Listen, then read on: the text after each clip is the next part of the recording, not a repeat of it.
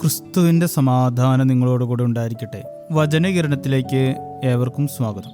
Doctor Zeus രചിച്ച how the ഗ്രിഞ്ച് stall Christmas എന്ന മനോഹരമായൊരു കഥയുണ്ട്. ഹൂവില്ലെ എന്ന കൊച്ചു നഗരത്തിനടുത്താണ് ഗ്രിഞ്ച് എന്ന ചെറുപ്പക്കാരൻ വസിച്ചിരുന്നത്.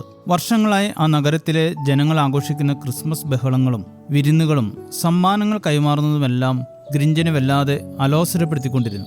ഓരോ ക്രിസ്മസ് തലേന്നും നഗരവാസികൾ സന്തോഷത്തോടെ അലങ്കാരങ്ങൾ തൂക്കുന്നതും സമ്മാനങ്ങൾ കൈമാറുന്നതും അയാൾക്ക് സഹിക്കാനാവുമായിരുന്നില്ല.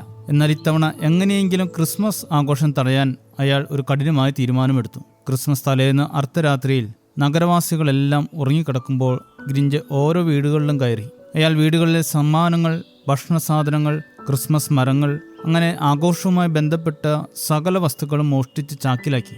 മോഷ്ടിച്ച എല്ലാ വസ്തുക്കളുമായി മലയുടെ മുകളിലെത്തിയ ഗ്രിഞ്ച് നേരം വെളുക്കുമ്പോൾ ഹൂവില്ലയിലെ ജനങ്ങൾ സങ്കടത്തോടെ കരയുന്നത് കാണാൻ കാത്തിരുന്നു. താൻ ക്രിസ്മസിനെ തോൽപ്പിച്ചു എന്ന് അയാൾ ഉറച്ചു വിശ്വസിച്ചു. എന്നാൽ പ്രതീക്ഷിച്ചതിന് വിപരീതമായി ഹൂവില്ലയിൽ നിന്ന് ഉയർന്നു കേട്ടത് മനോഹരമായ ഒരു ക്രിസ്മസ് പാട്ടായിരുന്നു. സമ്മാനങ്ങളോ അലങ്കാരങ്ങളോ ഒന്നുമില്ലാതെ തന്നെ ആ ജനത സന്തോഷത്തോടെ ക്രിസ്മസ് ആഘോഷിക്കുന്നത് കണ്ട് ഗ്രിഞ്ച് അത്ഭുതപ്പെട്ടു.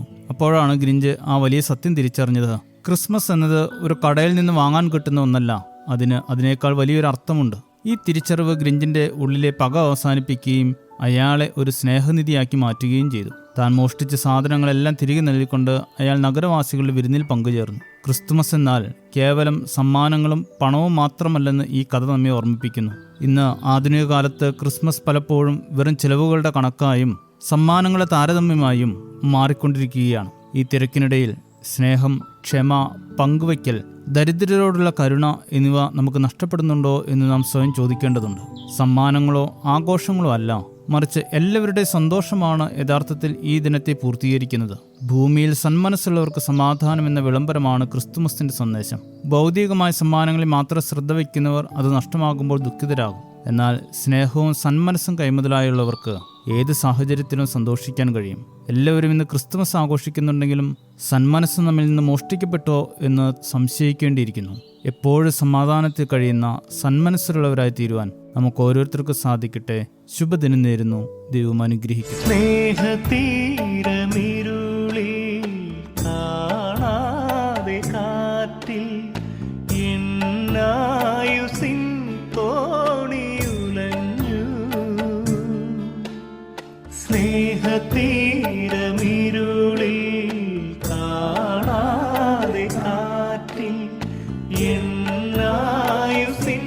തോണിയുലഞ്ഞു.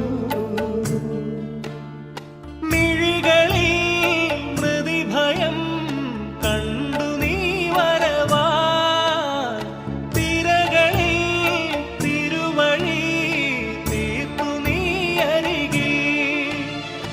അനുദിനം സ്തുതികളാത്മസ്പന്ദനം പുലർക്കാലദീപമായി എന്നാത്മാവിൽ വാഴാൻ വരൂ യേശുവേ.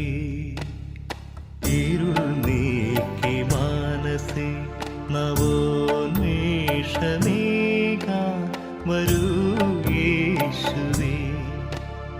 മുഖം വാടും നേരവും മനം നീറിടുമ്പോഴും ഉണർവേകി ശാന്തി തൂകു മഹാസ്നേഹമേ. പുലർ